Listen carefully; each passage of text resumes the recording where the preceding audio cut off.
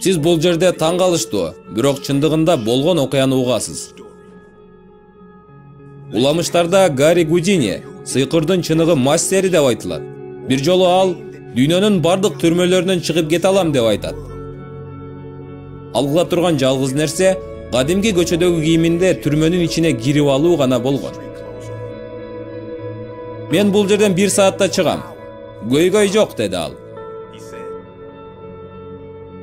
Түштүк тараптагы таң калыштуу бир эски түрмө Гудининин чакырыгын угат жана чакыруусун кабыл алышат. Окуя болор күн да келди. Сыртта абдан көп адамдар чогулушту.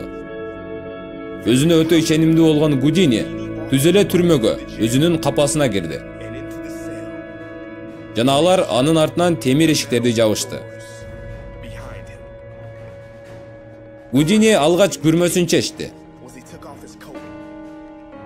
Андан соң ал кызыктай абалда өзүнүн курун чечти.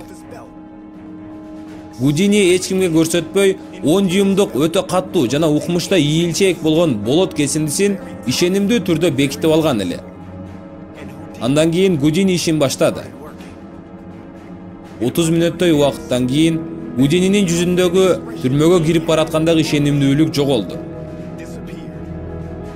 1 сааттан кийин ал толук терге чөмүлдү. Ал эми 2 сааттан кийин Гудини жеңилди. Жана эшик алдында жыгылды. Андан соң эшик ачылды. Эмнеге ачылганын билесизби? Бул эшик эч качан жабылган эмес болчу. Бирок бул ишене албай турган нерсе, туурабы? Бул эшик жабылган эле. Болгондо да абдан бекем жабылган болчу.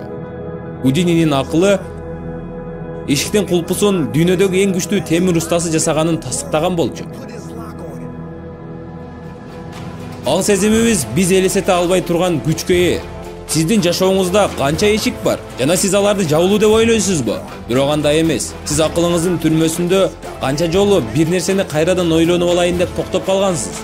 Кээ бир нерселердин чечими чындыгында жөнөкөй. Африканын байыркы бир макалы мындай дейт: ичиңде душман жок болсо, сырттагы душмандар бизди жаралай албайт. Сиздин акылыңыз бул сиз качандыр жолуга турчу эң чоң күч. Ал сизге жалгандарды айтат. Муну кыла албайсың дейт. Сен бул үчүн арналган эмессиң. Сен бул нерсеге жарабайсың. Сен уланта албайсың. Сага бир нерсе жетишпей жатат. Сен бул нерсени токтоткун дейт. Анын айткан пикирлерине ыраазычылык билдиришибиз жана андан ары жолду улантышыбыз керек. Себеби Гудини бизге жалгыз кулпуланган эшик бар экенин, ал эшик сиздин жеке акылыңызда экенин көрсөттү. Чыныгы жашоодо эшиктердин баары ачык жана сиз аткара турчу жалгыз нерсе алар аркылуу өтүү.